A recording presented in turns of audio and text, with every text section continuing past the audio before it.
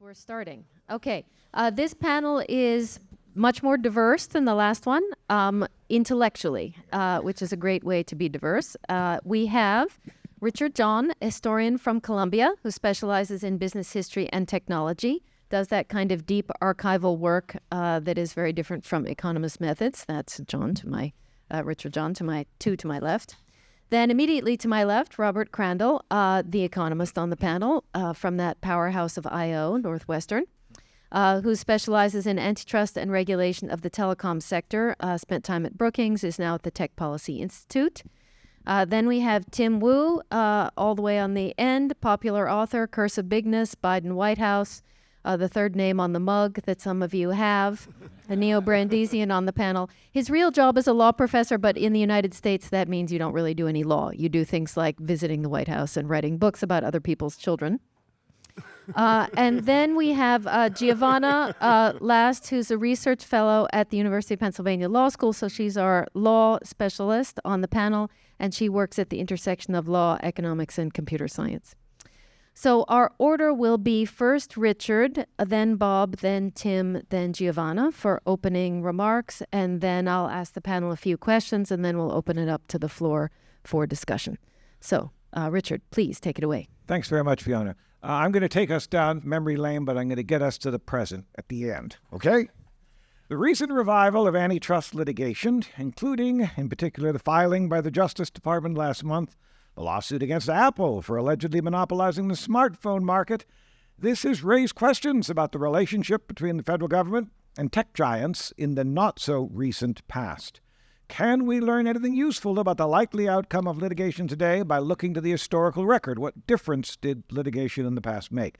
My assignment is to say something about 3 antitrust suits that the federal government launched against American Telephone and Telegraph in the 20th century, each of which had been settled by a consent decree, the first in 1913, second in 1956, the third in 1982. American Telephone and Telegraph, much of the 20th century, was at the center of something known as the Bell system, which I'm going to refer to as Bell, which is how it was known.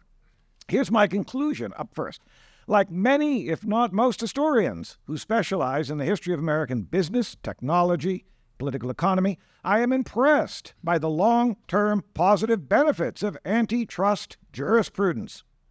And this is an assessment that puts myself and my fellow historians at odds with a multitude of commentators in other fields who typically disparage antitrust as a policy tool by claiming either, 1, government lawyers fell short, or as we heard a little while ago, oh, it's all corrupt, or that they never should have launched the lawsuit in the first place. In other words, too little, too late, so on. Historians don't believe that, and neither do I. Let me begin in 1913. Personalities matter in antitrust jurisprudence, and in that year, the president of American Telephone and Telegraph, then known as Bell, call it Bell, the president found himself in a confrontation with the newly appointed Attorney General. Bell's president, named Theodore Vail, hoped to establish what he called universal service, by which he meant what? The melding of low-cost local telephony and low-cost long-distance telegraphy in a telephone-telegraph hybrid, right? Telegraph, telephone together. The newly appointed Attorney General, James McReynolds, having just won plaudits for his starring role in the breakup of American Tobacco, had other ideas.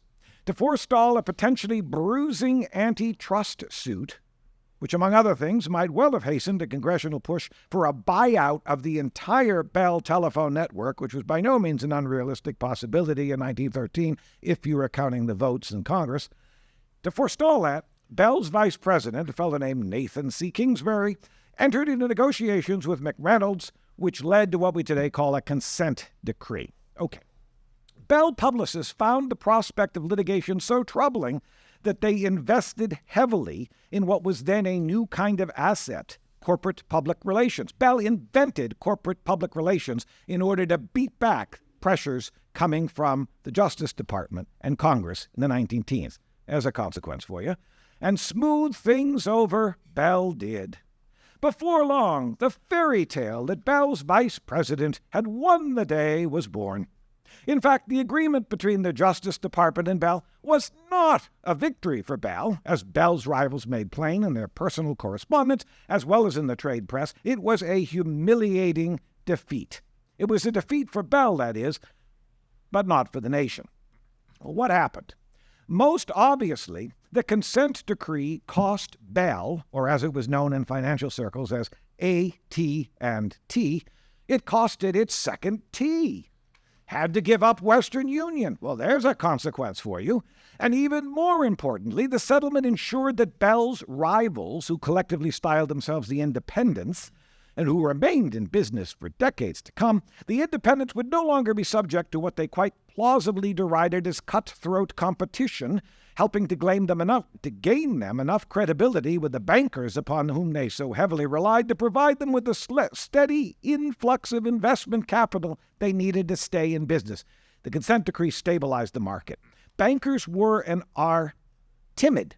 The 1913 settlement allayed their fears, not about Bell, which was awash in cash, but about its independent rivals.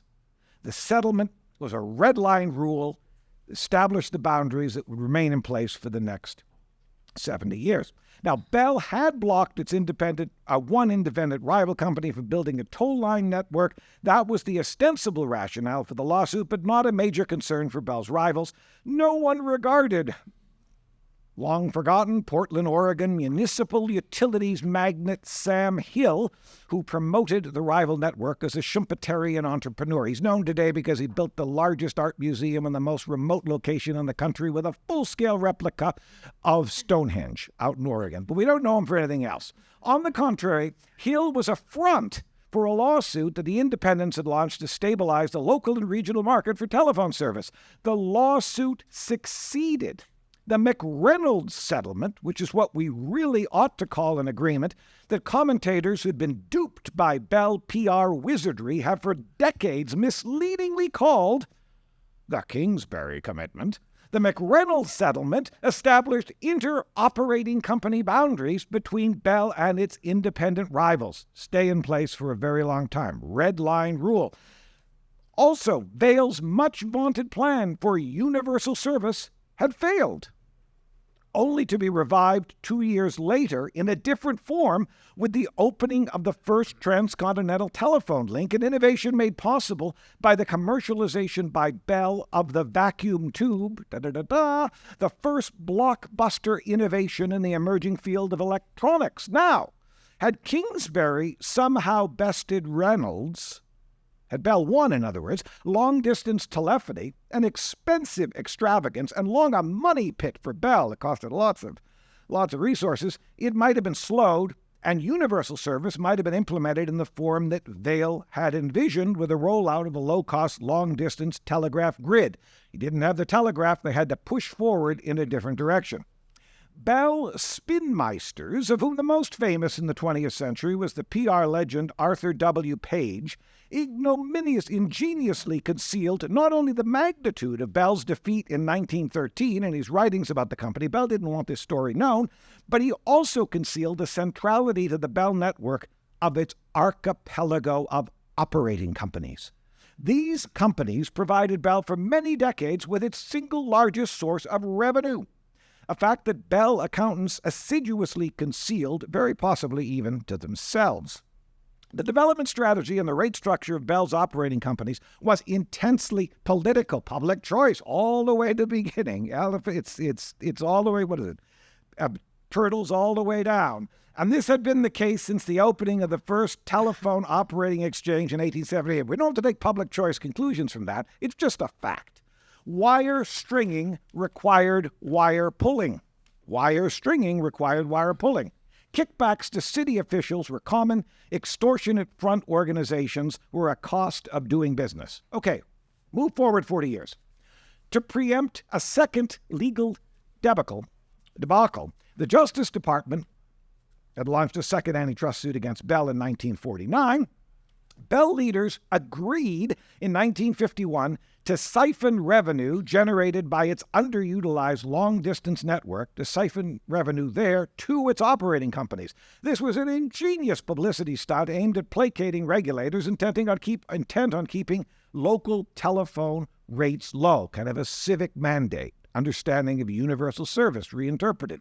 Shortly thereafter, Bell agreed to license their patent portfolio to outside companies at reasonable rates, a policy that lawmakers would institutionalize in the 1956 consent decree that ended the lawsuit. Okay, I hope your eyes aren't glazing over. We're now doing the 56 consent decree, and it was in this decree that opened the patent vaults to the world. Business historian Alfred Chandler Jr. has aptly called the mid-level bureaucrats in the 1950s U.S. Justice Department the gods of creation. And Barry Lynn, who I think is here, brought that to our attention in his wonderful book, Cornered. The gods of creation. Well, the patent-sharing provisions in the 1956 Bell Consent Decree are a case in point. According to economists who made a special study of Bell's antitrust-shaped patent licensing policy, the mandatory cross-licensing of Bell's patents deserves to be remembered, and here I'm quoting, quote, one of the most unheralded contributions to economic development, possibly far exceeding the Marshall Plan in terms of the wealth-generating capability that it established abroad and in the United States. A big deal. 56 Consent Decree. All right. The 56 Consent Decree shaped not only patent policy, but it also restricted Bell to the provisioning of telephone service, another red line barrier, the sort of thing that Tim Wu wrote so well about in Master Switch. It structured the informational environment and opened the way for the rise of the mainframe computer sector by blocking Bell from using its formidable organizational capabilities to dominate the market. This wall of separation between telephony and computing also encouraged Bell engineers to develop the non-proprietary operating system known as Unix, a key event in the rise of open-source software engineering. We got pretty big consequences coming out of those two consent decrees. Now, my co-panelists know a lot more about the 1982 Bell settlement than I do. Okay? To close, let me quickly make two quick observations about this event, the 82 settlement. When was he going to get to it? That might help us to see the 82 settlement in a fresh light. This was a settlement that led to the demise of the Bell system. I've been talking about the Bell system so far. The 82 settlement, it's gone. The first of these observations concerns Bell's legal strategy. Bell's legal team, or so I discovered some time ago when I worked in the Bell's Warren, New Jersey archive and found the internal reports that were prepared for Bell's legal team. The legal team marginalized Bell operating companies and idealized Bell's long-distance network, its manufacturing plant, and its R&D laboratory. In other words, they were committed to an argument in which the operating companies were unimportant and R&D manufacturing and long distance was central. In retrospect, this legal strategy, predicated on neglecting the operating companies, may have been was disastrous for the parent company. Okay, Bell misread its own history, very possibly because its managers were overly impressed with the supposed lessons of Chandlerian technology-centric business history, which was then in vogue. And I say this as a student of Al Chandler's and a great admirer. But they followed what they thought was the best practice, and it was a disaster. How do we know that? This is just a kind of a coda on this. The two most lucrative Bell assets in 1913, what were they? They were the operating companies in New York and Chicago. Is it coincidental, historian's rhetorical question, that in 2024 they are key components of two of the country's largest telecom providers, Verizon and the new AT&T, both of which evolved out of the operating companies that Bell discarded in 82. The current AT&T is a successor to something called SBC, which was one of the companies spun off in 82, but I won't bore you with corporate history. Second final observation. This also concerns a retrospective understanding of Bell policy and how it has been shaped by historians, and this is shaped by our discussion about politics and money and lobbying in the previous session. In the influential view of Peter Temin and Lou Galambos, whose Fall of the Bell System appeared in 1987, that was backed by Bell with access to Bell archives, in their view, the 1982 settlement that had been intended to foster competition owed little to technology and much to ideology. They wanted to show that the Bell managers had worked really well. They were technologically innovative. It was ideology that did them in. Well, so far, so good. But what about the legacy of the 82 settlement for our understanding of how telecom, or what's now information technology, should work? Okay, in 1987, we were still talking about Theodore Vail's commitment to universal service. So there's a trivia to Bell PR for you. We're still talking about Vail in 87. But it had been subtly transmogrified from low-cost local telephone service in a non-competitive market. Wasn't that anymore. Now it was inter-network interconnection, which even Richard Epstein can get behind, okay? This is a conceptual shift that would open the way not only for the commercialization of the internet in 1995, but also for the abolition of local telephone monopolies in the following year. Now, you're asking, what about Bell Labs? Bell Labs was the crown jewel in the mid-20th century Bell system, a huge deal, okay? It's justly lamented, yet it had been sustained by a world we have lost, a world in which the digital had yet to displace the analog, the legally mandated firewall between telephony and computing still held, local monopoly prevailed, operating companies, and the very idea of what a telephone was and might become owed more to Alexander Graham Bell and Thomas Edison than to Steve Jobs and Sergey Brin. History matters, though not always in the way that even the most visionary business titans, government administrators, and high-tech gurus could envision, let alone hope to control. Bottom line, 1913, we got innovations, including vacuum tube electronics, and we learned how that changed in the 1940s. 1956, we got innovation. Mainframe computing, the rise of Japanese consumer electronics industry, who was buying up those patents, something that greatly impressed Al Chandler. 1982, innovation. We got a defensive interconnection. We got the demise of the municipal utility monopoly, though it took a while. And you get an awful lot of really, really bad history. Because Bell was still around, they were massively funding not only lobbying, but also the writing of history books. Temin and Galambos, funded by Bell. Ithiel de Sola Pool, his book that said nothing about political economy, remarkably, given when it was written, the edited collection, Social Impact of the Telephone, funded by Bell. The Hopkins series in telecom history, funded by Bell. So when gifted scholars like Tim Wu write Master Switch, it's not surprising that he draws on literature that had been funded by Bell in order to write a story that would have warmed the heart of the spinmeister Arthur W. Page, who, among his other, by focusing on Vail and focusing on the Kingsbury Commitment, and it also shaped the teaching of American history by funding programs on social history in major universities. That's the legacy long shadow of Bell. It matters if you need to follow the money. Great. We could add to your litany of funded research a piece that Paul McAvoy published right after the divestiture, which was Winning by Losing, how AT&T came out of this very well because they got rid of their inefficient local operating companies. That turned out to be a bad prediction.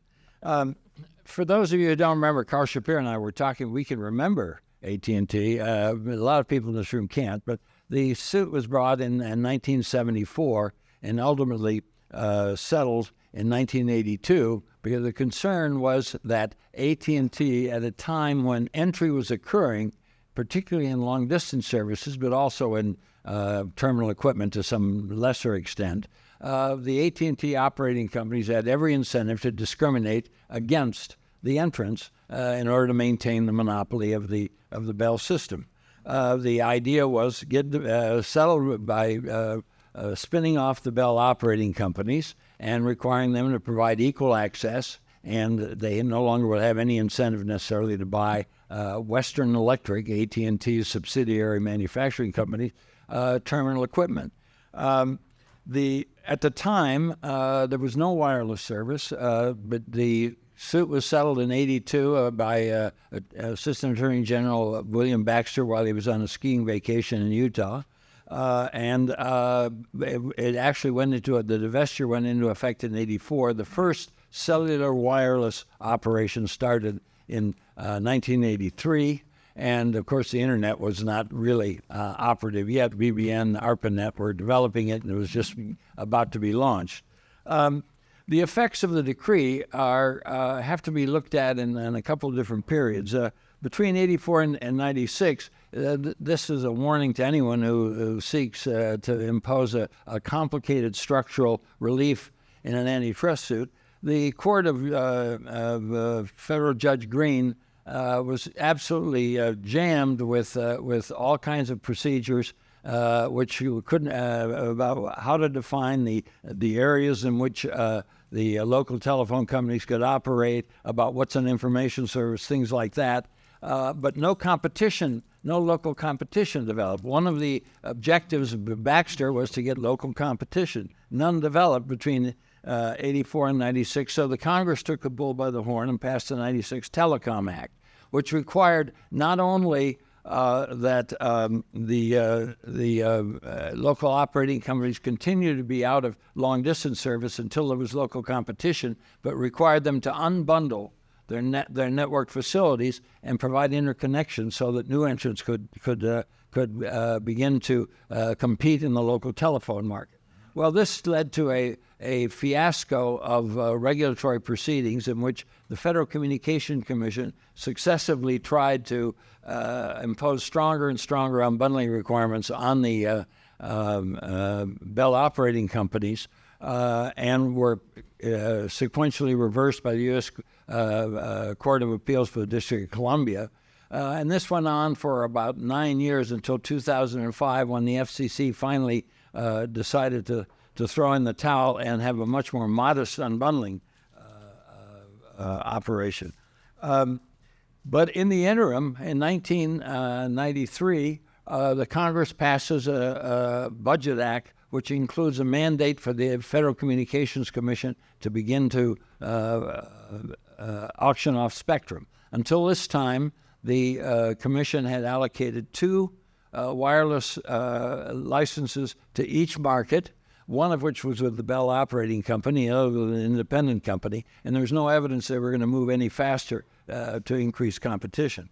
Also, in this period, 1996 to 2005, the cable rate regulation was ended because of the cable rate regulation, which came into place in 1992, was ended by the Telecommunications Act of 1996. Well, what the divestiture of the Bell operating companies from AT&T revealed was how distorted telephone rates were in the United States. Because of a large fixed cost, a non-traffic sensitive cost, there's a need to somehow allocate the cost burden between local companies and long-distance services. Since long-distance services are far more elastic in demand than the demand to connect to the telephone network, you would think that most of the non-traffic sensitive costs would be put on the local companies. In fact, because of the politics of state commissions and state operating companies, they used AT&T's long-distance services to cross-subsidize local service. Any movement in the other direction, which would be Ramsey pricing, would lead to an improved consumer welfare. And in fact, what happened was that when the FCC had to actually establish access charges for the long-distance companies rather than just transferring income between the long-distance company, AT&T Long Lines, and the operating companies, they started to reduce access rates from 17 cents a minute down to about 2 cents a minute in 10 years. This led to an incredible rebalancing of rates, plus the invigoration of long-distance competition. And what I calculated over the first 14 years, this increased economic welfare by about $13.5 billion a year. Now, this could have taken place without divestiture. The FCC could have established access charges for long-distance companies and equal access for new entrants. Where the access charge is much lower, equal access for entrants, and they wouldn't have had to divest the Bell companies. But another thing was happening. Obviously, in 1994, spectrum auctions began, and wireless services began to grow dramatically. And also with the deregulation of cable in the 1996 Telecom Act, cable starts to expand and develop cable modem service. And what it exposes is how bad the operating companies actually were. Paired copper wires were incredibly inferior to the cable modem service, and long-distance services began to disappear when AT&T's own wireless company, AT&T at this point owned local circuits, when it initiated in 1998 a one-rate plan. Any of you may not remember it, but you used to have to pay long-distance charges when you had a wireless phone. AT&T moved away from that in 1998, meaning that there was no additional charge for calling from New York to California than calling from New York to Staten Island. And as a result, the local telephone companies began to lose, the long-distance companies began to lose customers. The fact that wireless took over was a much cheaper way to communicate over time. Wireless substituted for wireline, and the local operating companies began to decline in 2000. They had about 180 million access lines then. They still have 150 million of those somewhere. They're just not connected. Maybe 20 million of them are connected today. So competition did develop, but not in the way Bill Baxter thought. Okay. Oh, I'm sorry. Now, competition did develop, but not the way Bill Baxter imagined it. It was from wireless and from cable modem service. Now, as a result of all of this, you can't find much of an impact on productivity or output in the official statistics of BLS or BEA, which are now combined. But what you can see is how cable modem and now fixed wireless is taking over the internet, and to a small extent, how the local companies have stayed alive by deploying fiber optics, but essentially are in very steep decline.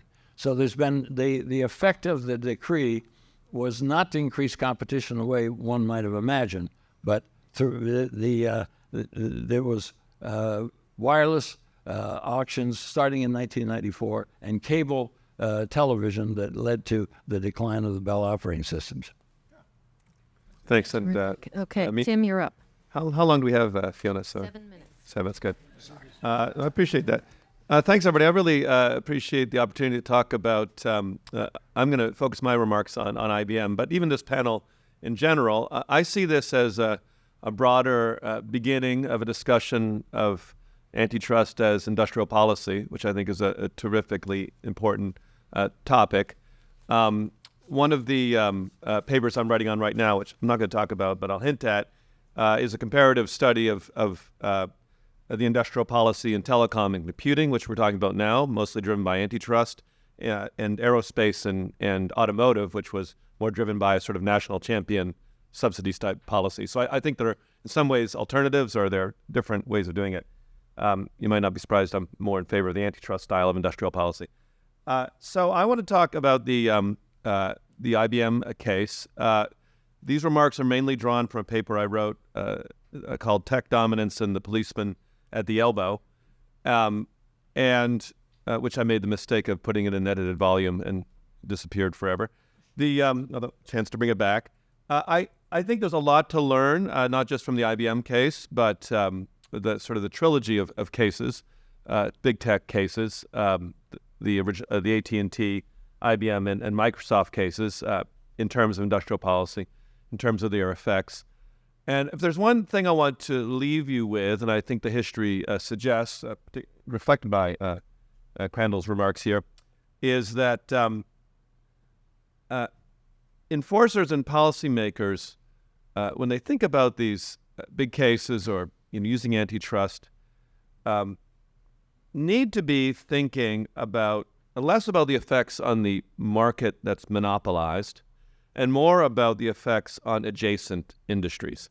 Because when I think you look at any of these cases, the strongest case for the antitrust prosecution of these IBM, AT&T, Microsoft is less to do with what it did for competition in the underlying market, was operating systems, telephony itself, or computing, I guess, mainframe computing, and more what happened to the sort of ecosystem or adjacent markets.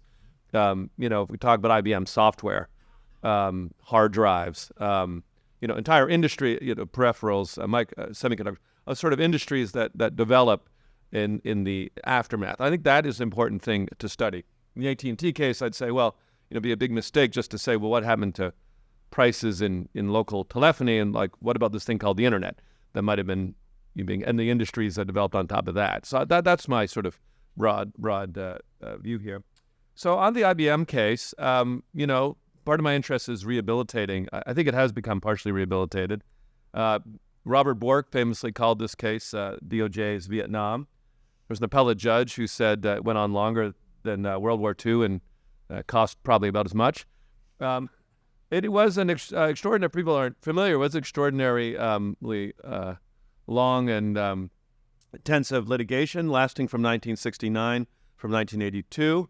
The Justice Department brought it seeking the breakup of IBM based on a number of theories. I won't spend too much time on the law.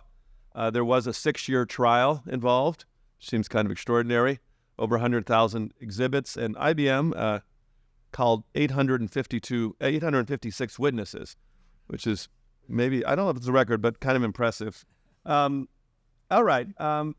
So the trial, the case ended with with the charges being dismissed, and one of the long questions has always been, was this whole thing a waste of time? My argument is no. I don't want to defend the way the trial was conducted. Obviously, the judge was somehow willing to let this go on forever, and that was a waste. But if you look at the effects of the IBM trial on IBM, I think the effects are profound and very important, and our strong support for bringing these big kind of cases that are designed to spur sort of ecosystem innovation. And let me describe three. The three I'm going to describe are software unbundling, the effects on the design of the IBM PC, the personal computer, and what I call the non-defense of IBM's PC, early PC dominance. So let me go through three, or let me also state my bottom line again. I'll say at the end. So I'll say that at the end. So let me first talk about the rise of software industry. So as many people in this room may know, in the 50s through 60s, software was almost entirely bundled or tied. I think tied is the better word for antitrust people, to hardware. It wasn't an option. It came as a service. As the case was being organized, as IBM was meeting with enforcers, they started wondering whether this was sustainable. I'm going to disagree with the former panel. There is some, discovery evidence and arguments that IBM was going to do this anyway. I think this issue, or at least the strongest evidence, is Thomas Watson, the CEO, Jr.'s autobiography and testimony of his general counsel. General counsel said that they decided that tying was a glaring violation of the antitrust law. If they went to trial, they would lose. The company would be broken up. And so Watson Jr. says that he made the decision to unbundle software on the advice of his general counsel. Now, it's true IBM in trial said it didn't do that, had all these other different reasons, but that struck me as strong evidence. And, maybe Dan and I can discuss whether Jr. was changing his thinking later. So that had a big effect. I don't think many people disagree that the growth of independent software industry as an industry was economically important. I think the industry is worth trillions right now. Might have developed, it's hard to say, might have developed anyway. Probably would have at some point. But I think it's hard to dispute that this was a boost to this idea of independent software.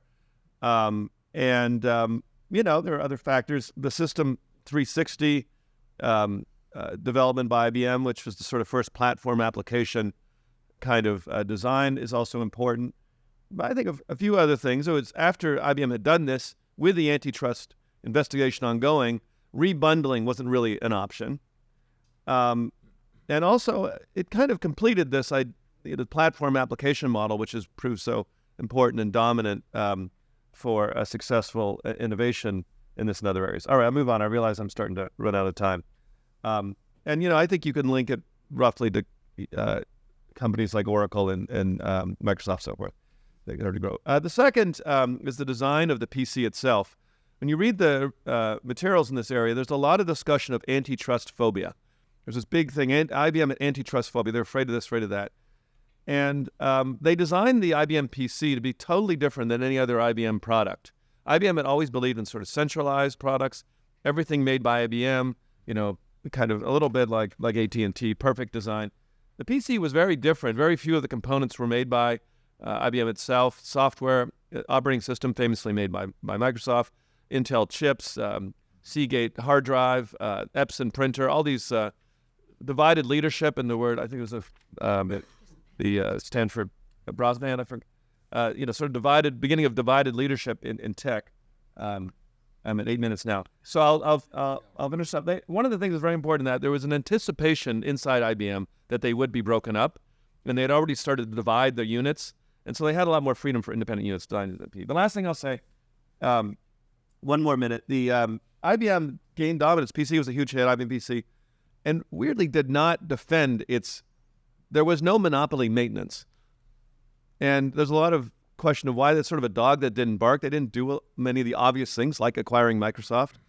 I managed to corner Bill Gates once and ask him about this, and he thought he was very, he had some things to say about very surprised that IBM didn't try to get him. He thought they were going to acquire him any minute. They made some offers. They didn't do it.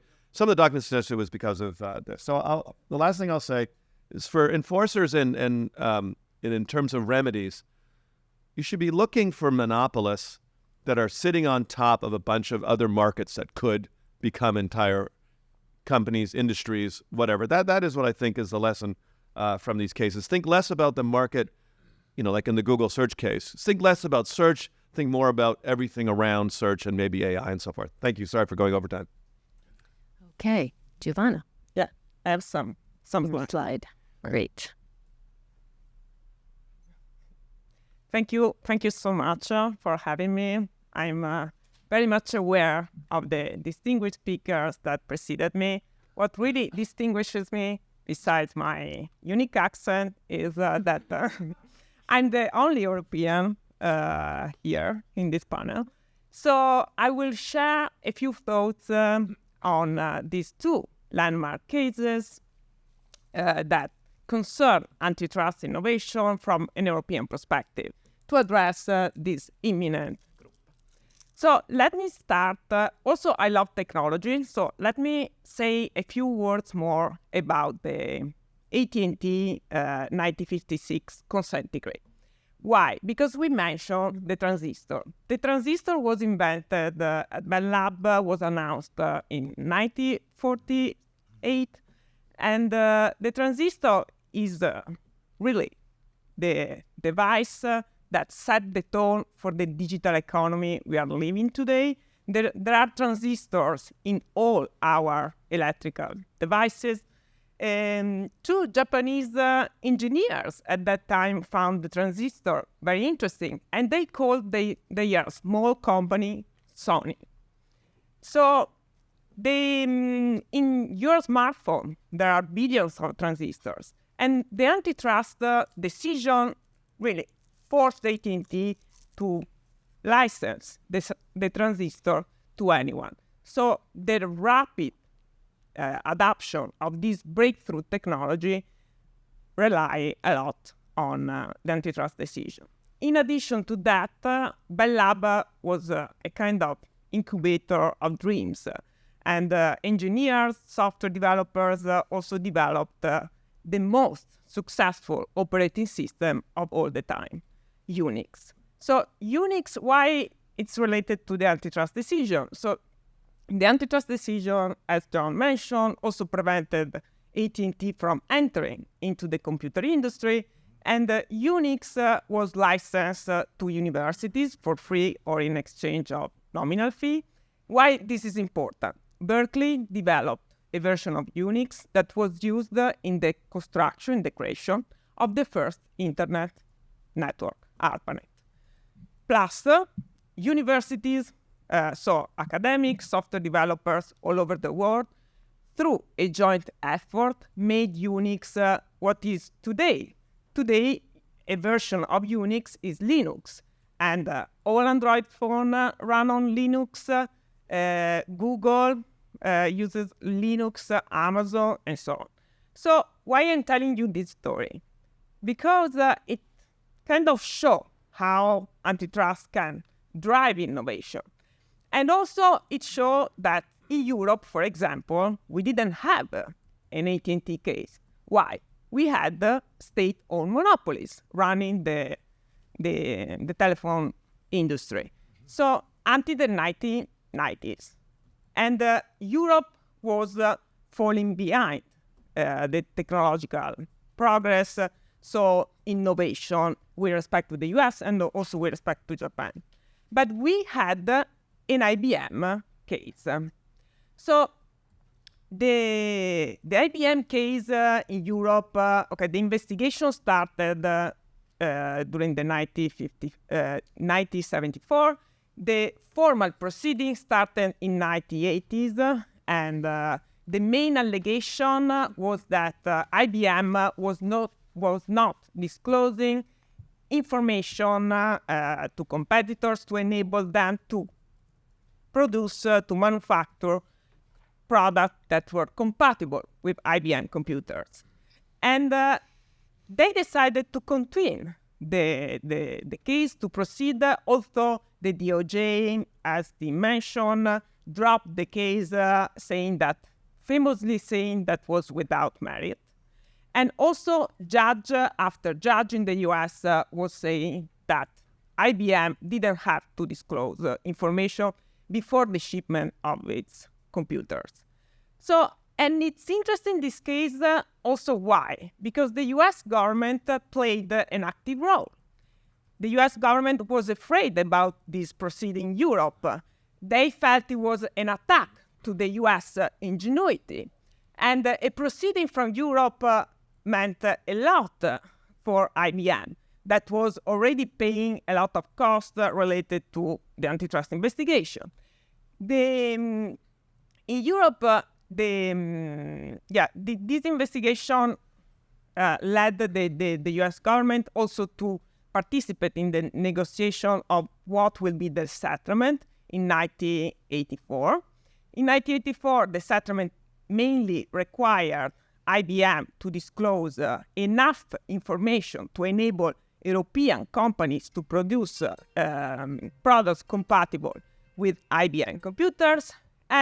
But what is interesting is that the US reaction to this case.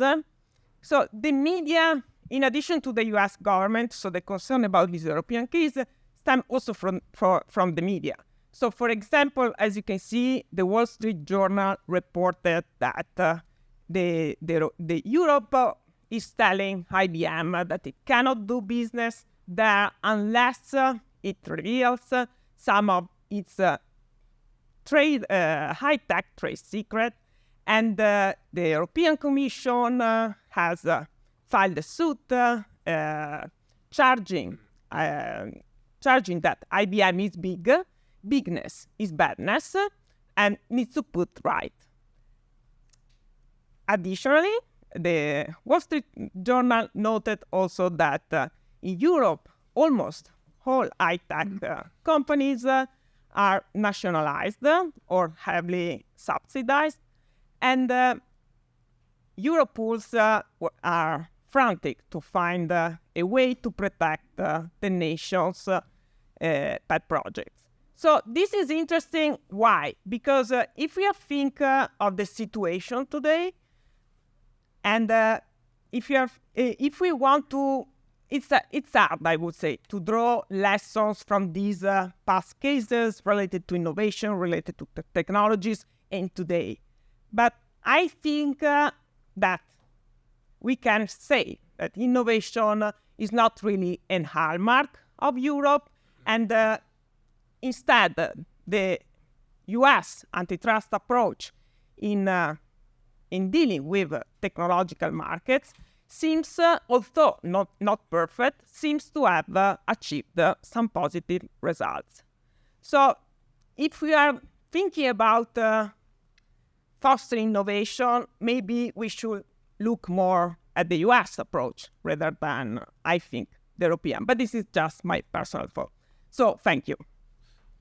Great. Thanks, everybody.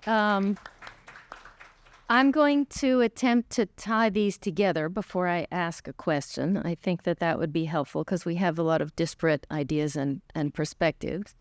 And it's an interesting technique at a conference to start with a panel that's just looking backwards and not forwards and asking what have governments done in the past. So why might a government intervene in big technology markets? Well, you have things like network effects and marginal costs are zero. And what we know from those factors is that we get competition for the market rather than competition in the market. So we're going to all compete to be the AT&T or to be the IBM or to be the Microsoft or to be the Google rather than having multiple of those firms competing in the market at the same time like you would restaurants. The next route, what that means is we don't have competition very often. We have it at particular points in time when it's the next round of competition and we're deciding what the next thing will be. That next round of competition is the only source of competition. And the incumbent who's already there from the previous generation is very motivated to hang on and control that next round of competition and shape it to be beneficial for them so they can stay. And that might be why we need an antitrust case. If you think about AT&T in 1956, we had a monopoly telecom company that was prevented from entering the computer industry. The computer industry took off. We got IBM. In 1969, we had a monopoly mainframe company. We separated hardware and software, and the third-party software industry took off. In 1997, we had Microsoft, the monopoly desktop software company. We separated software from internet access. The internet took off. In 2013, we had Take One by the FTC, which was aborted, and then we got, in 2020, Take Two by DOJ, where we have a monopolization case against Google, the monopoly internet access company, separated from, we'll have to fill that blank in at a later time, and causing something else to take off. Likewise, we'll have to fill that in later. In 2024, we have Apple, the monopoly mobile computer company, separated from, likewise, a blank, and likewise something takes off. So it seems that we have caused this to work. I don't know whether I want to say well, because the counterfactual is not really obvious. But what we have done is change the monopolist. We still got a monopolist every time, but at least it was a different one. And I would rephrase what Tim said and say, I'm not actually interested in adjacent markets. I'm interested in the next market. And I don't want competition for the next market to be dominated by the current monopolist. Oh, that's not me. Stop. Okay. Wow. I have a very persistent telephone. Maybe it's Apple telling me to stop talking.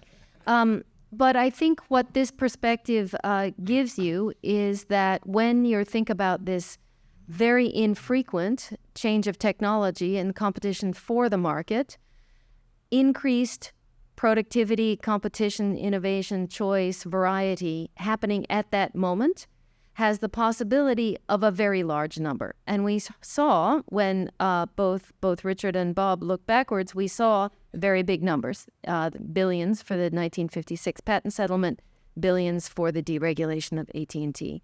So this is not giving Chad the numbers he wants in the sense of an actual number, but it is suggesting an order of magnitude that would be significant. So I wanted to, with that framing, I then wanted to ask each of you on the panel, is this consistent with your understanding? What do you think about this way of looking at it? Yes, no, modifications? How would it go? Yeah. I have a question for Giovanna and Tim. There never was a settlement in the IBM case.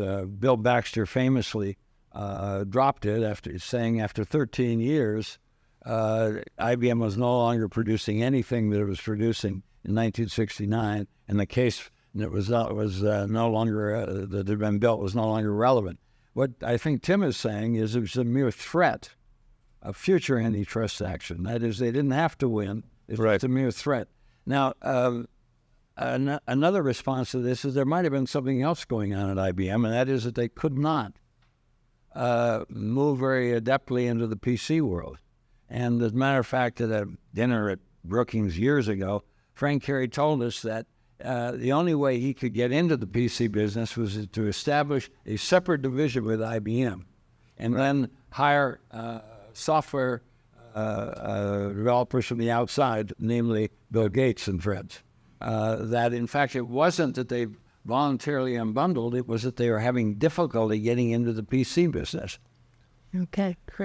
Yeah. Do you want to? Sorry. Do you want me to answer that question? How did you feel as the boss? What should we do? I sort of wanted to get everybody's take on this idea of, are these big, are we talking about something really quite big here, or do you disagree? Who wants to go?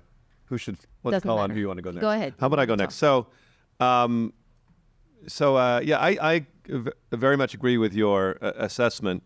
Although I would say that both the next market and adjacent markets can matter, is what I want to say. So, I agree, for example, let's take computing, that the next market mattered, but software mattered, for example, but so did computing. It's not like that didn't matter. Yep. Or I guess I'm just saying they all matter. But often this sort of adjacent markets end up being that sort of seem as very insignificant at the time, or a joke or something that suddenly can spawn into a whole industry. And everyone's minds, cognitively, we're thinking about what's the big company right now. It's very hard to predict what. So I think that's that. In terms of counterfactuals, I agree we don't have counterfactuals with respect to these particular companies, but we do have partially the counterfactual of other countries. Japan and Europe, everyone in the 70s thought Japan was going to eat the United States' cake, and they had it all together, and they had a much more organized approach to computing. And here we were attacking IBM, trying to break them up while they were like helping out their big guys, and that didn't go so well for them in the long run. And we also have other industries in the U.S. I was talking about the I've been very interested in aerospace. 1960 and automotive. 1960s, aerospace is a tech industry, a lot more government involvement. And we basically have the same companies in aerospace all the way through. It's like Boeing, and actually basically Boeing is the company. It's as if we never did anything about AT&T or IBM. So we do have these counterfactuals. And how are things going for Boeing? Well, they're trying their best, but they're showing some signs of, I would argue, some signs of late stage monopolization tendencies.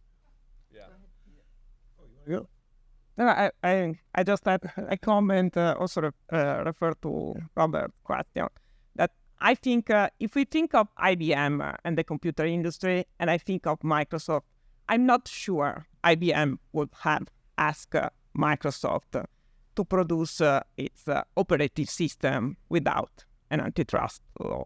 So this is my Fiona, I want to comment directly. I like the framing competition for, competition in, and the idea of next, I think, is important. Tim, you wrote about that a long time ago in Master Switch. Post office didn't get, newspapers. What is it? Newspapers. Newspapers didn't get telegraph. Telegraph didn't get telephone. Telephone didn't get radio.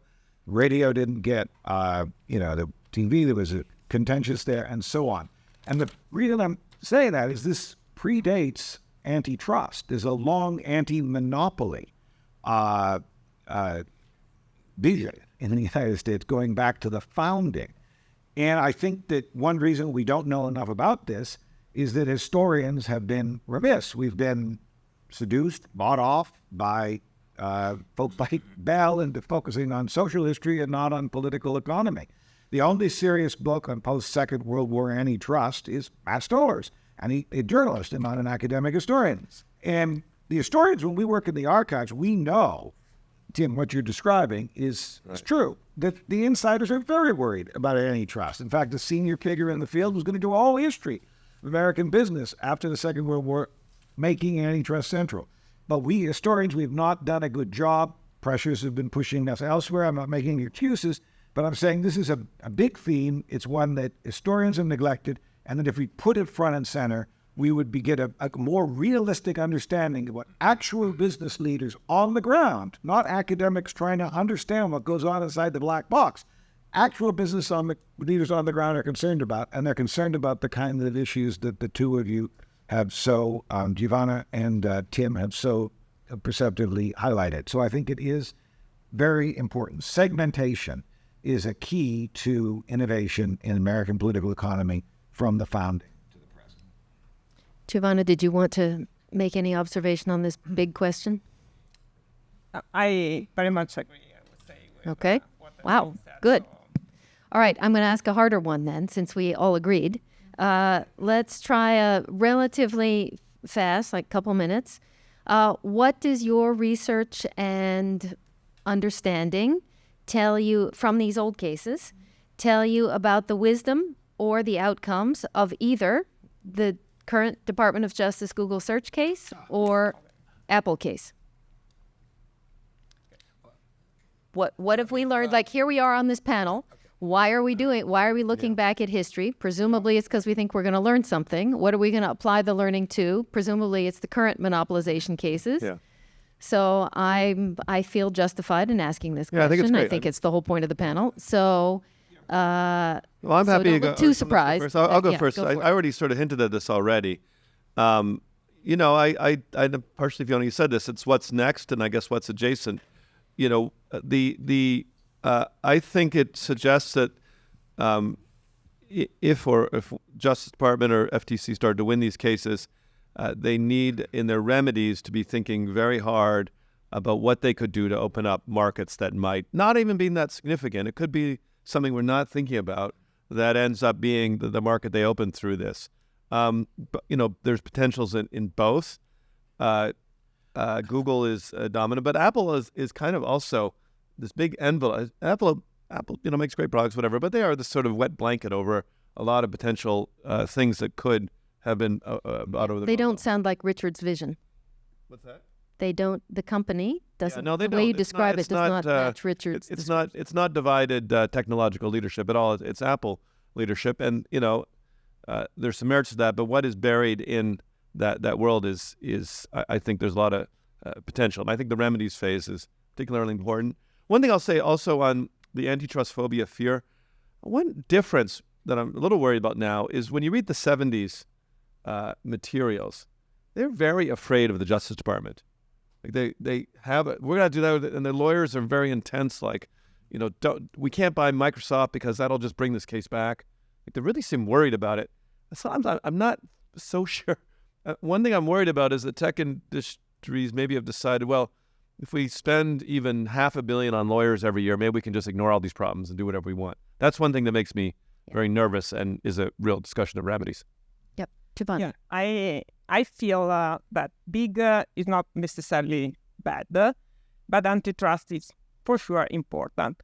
So big is not necessarily bad because if we think of AT&T and all the inventions that have been produced at Bell Labs, I think we all own a lot to AT&T. We will not, we probably discuss about the digital economy without companies like AT&T, IBM, and so on. So I feel that we need antitrust to make sure that everybody is playing fairly, but we don't need to pick winners and losers, and we need to use this tool that is antitrust and can be very powerful in a careful way, because otherwise we will not see Steve Jobs, Jeff Bezos, that might have been very successful. But I think we need to make sure that antitrust intervene in a way that enable company. Okay, foster but innovation. hang on. Does that mean you wouldn't have brought these cases because you think that they're Steve Jobs doing marvelously and we should just stand back? Yeah, my personal thought about the recent Apple case is that it's a bit weak as an antitrust case. I'm not sure, probably because I'm European and Android is more used than Apple. I live here. I know Apple is more, the smartphone is more widely adopted, but I don't think there is no competition in the smartphone market. This is my feeling. And for sure, we need to make sure that if Apple is doing something illegal, that we use antitrust. But I'm not sure we need to punish by default a company because the risk is really to give the message that we are punishing innovation. Actually, that's a little bit different in the United States. I think this is, I'm going to interrupt because it's a cultural difference. Europeans think of this as punishment, think of antitrust enforcement as punishment, think of divestiture as punishment. In the United States, I think it's just seen as how we move industries forward and kind of a natural part of the law. And that just, yeah. We don't, it's not like, it's not a punishment. It's just the way we have to have the industry going forward. So I do think that this is really a very different perspective. Yeah, go ahead. Want to go ahead? No, I'm just going to do it. I'm a historian. Historians make poor profits, and we don't. We're not in the prediction business. But based on historical record, I will say that antitrust, in general, has been good for big business. It's not just good for business or for markets.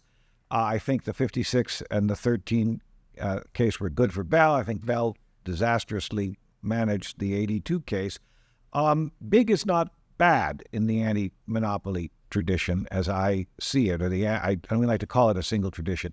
In the visions of anti-monopoly, the paths of learning are good, and antitrust can focus firms on particular paths of learning, and in that way they can provide, in effect, corporations with ways forward that they might not have thought about themselves. So drawing on historical experience, I think that, speaking not just for myself but for historians, the big antitrust cases mostly have been successful. And of course, innovation isn't the only measure. There's that public good. There's the idea of disciplining aggregates of power in a democracy. And for those reasons, I think it's a valuable tradition. It's one historians have scandalously neglected, as I've said, and I share Tim's concern that it's easy to be played. Yeah. So it's an interesting perspective that's different from the economist, that there's a way to profit maximize that the firm can't see. So that's, yes. I want to distinguish here between antitrust and Section 2 monopolization cases. A very famous lawyer from here, Richard Posner, in his antitrust tome, devoted an entire chapter to pointing out why he doesn't think structural relief in Section 2 cases makes sense. I've done some similar research. Well, one of the reasons, take the AT&T case. It started in '74. The final futility of trying to stimulate competition in local paired wire local telephone markets ended in 2005. That's a mere 30 years. You had 13 years of the IBM case and nothing coming to fruition. What Posner would suggest, and I don't know what's going to happen in these big Section 2 cases that are pending now with the giant platforms, he would suggest is identify the anti-competitive practice and go for injunctive relief against that, but do not seek structural relief. But just to pick up on that, I don't think Baxter would have brought the case if he didn't think it was a monopoly breakup. I mean, if you have to, looking at the motive, that's why it was such an attractive case for Baxter. It was different from the other cases. I think you need to think about who the actual people are who are litigating and who are, as Tim pointed out so well, who are concerned about litigation. And monopoly is a powerful cultural trope. Has been, is, and is likely to. But remember, he was a Republican, and so he was breaking up a government monopoly. That's always very comfortable for that kind of person. On this, I mean, we're really talking about remedies. I want to pick up something Tomasco said in the last panel. Is there is a worry that particularly lawyers in the DC culture, you get too obsessed with, the litigation and small-term effects, and basically get too wimpy on remedies. And don't realize you're not really having any real effect. And I think, I clerk for Judge Posner, and so I have a lot of respect. But I think he was wrong about structural remedies. I think when you look over the course of time at what really had an effect on the industry, the big breakups cannot deny that they don't require government to be involved anymore. They happen. They create a new fact. And I've usually thought consent decrees. I've sort of gone with the sense that consent decrees are often way too wimpy. I I have to make a giant exception for the 56th consent decree, where they've forced the licensing of every single patent.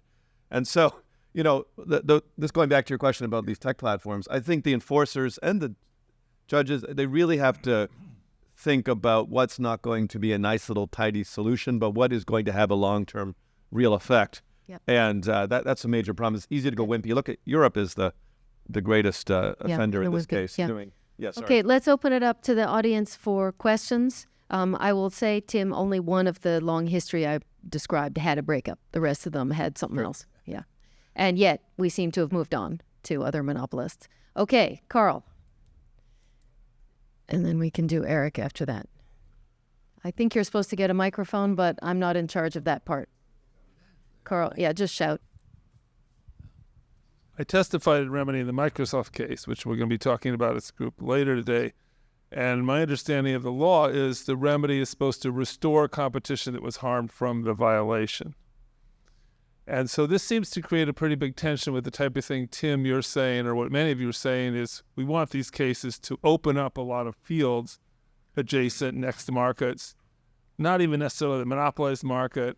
And maybe we can't even show that the conduct had all that great effect, but we want a big remedy. Or you're talking about a big remedy as a form of industrial policy. Does that require new law? I don't see how that fits with the rule of law and remedies to restore competition that's been harmed. I have a very enjoyable answer to that, which is it's not about law, it's about equity. It's, in other words, the courts of equity when they're doing remedies. Okay, we're going to take a few questions and stack them up. Eric, you have your hand up.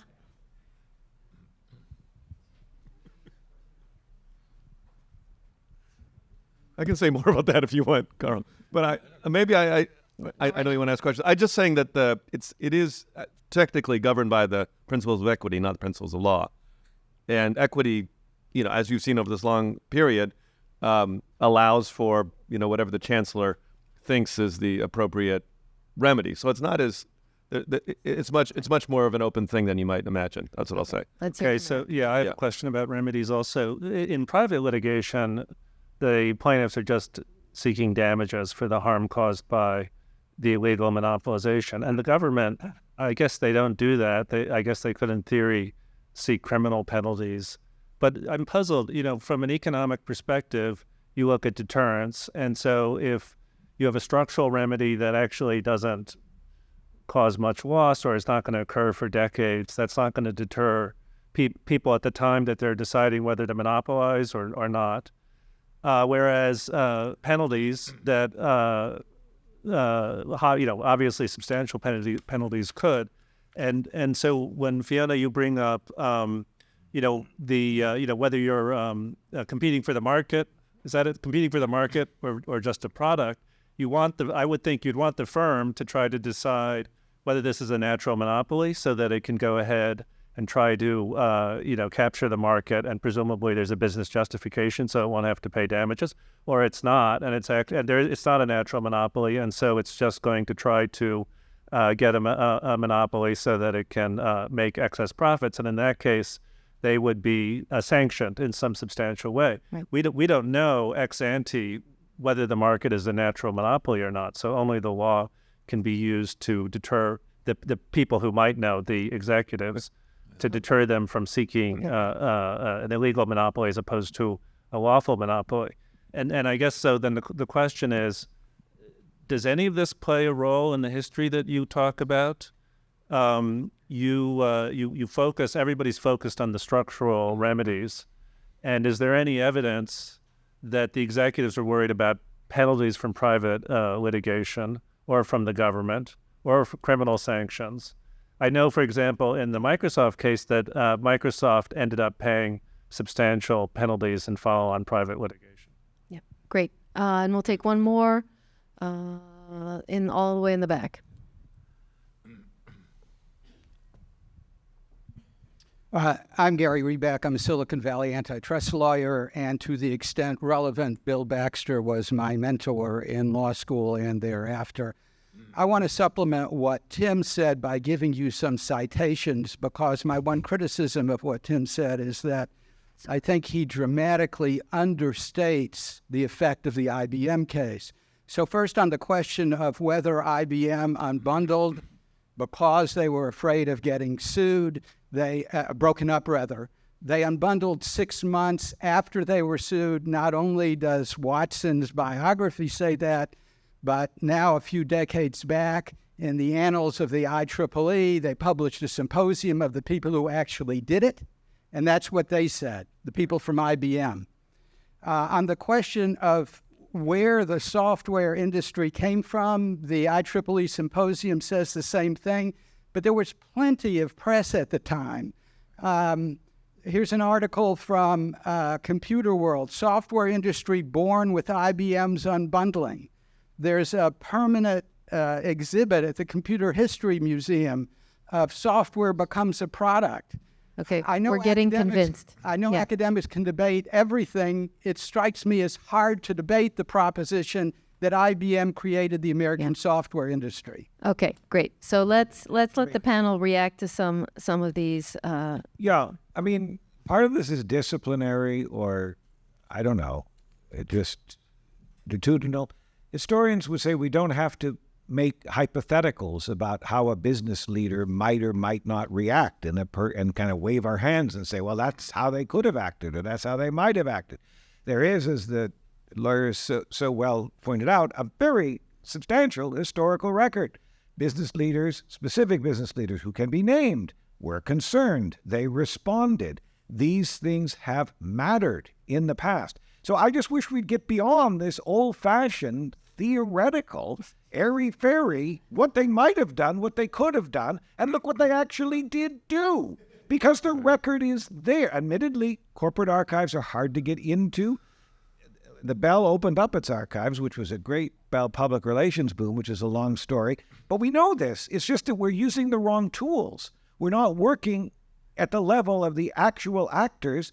We're just making these theoretical assumptions based on models that may or may not have the slightest relevance to the actual historical record, which is where these issues should be debated. Can I answer Eric's question or take a shot at it? No? I would like you to do that, but I just want to frame up, Eric. There's a distinction between an industry that has network effects that are sufficiently strong that there will be one winner, even if everyone is pure as the driven snow, but that winner then wants to hang on for the next iteration. That's not, I think, the situation you're thinking about. That might not be monopolization the first time round. The monopolization is coming with the next thing. Am I making sense?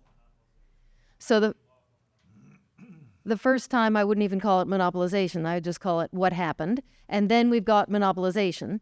So that's a slight, just to make it clear that we've got two kinds of models, Tim, going. That one versus monopolization in the first round. Right, go ahead. I see. Yeah. No, well, that is somewhat, I think, is relevant to what I have to say. One thing I'll say about structural remedies is there's also a very subtle distinction here, maybe it comes from having, like many people here, been in government, between talking about structural remedies and threatening them and putting them in the complaint, which I think creates some possibility for better remedies. So there's a little bit of what you talk about as opposed to what you do. Because I kind of agree with the point that many of the some impressive stuff has happened without structural remedies, but I don't think anything impressive has happened without having threatened it at the beginning, if that makes sense, because then you get talked down to nothing. That's a little more practical kind of thing. On deterrence, I'm very interested in the life cycle of monopoly and the moment at which you're interested in deterrence. And the moment I'm particularly interested in is not acquisition, because I think there's very little that can deter someone from wanting to acquire a monopoly and the possible wealth and so forth and power.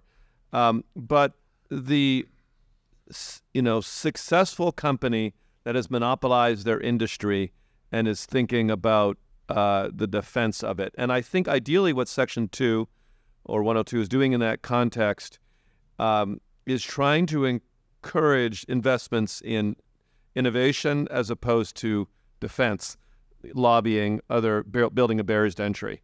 You know what I mean? That's the kind of internal calculus you're trying to get at. And I think the IBM is the best case record, maybe, and maybe others, for the justice by being kind of aggressive and of steering IBM in better directions during that period. Not perfect, there's a lot going on. And I agree with you. IBM, you know, they considered, I think, buying Xerox during that period. There was a lot going on, but I think it was one of the factors that made IBM decide, hey, maybe we need to shake up how we're doing business and do the IBM PC differently and have a different subunit. I'm not saying it's the only, but I think it was important. So that's the kind of deterrence or message I think Section 2 is doing, trying to sort of reduce investments and barriers to entry. That's the deterrence I would like summarize good Section 2. And if they are a natural monopoly, you know, trying to deter taking over adjacent markets and keeping them in that sorry, that's going on too long. Bob, There's another underlying current here that we need to stop monopolists a la IBM, AT&T, or maybe today Amazon or Apple, because they will continue to monopolize future markets, future technologies. I'm not sure you can show that IBM obviously did not come to dominate the PC market. It did not come to dominate the tablet market or the wireless handset market.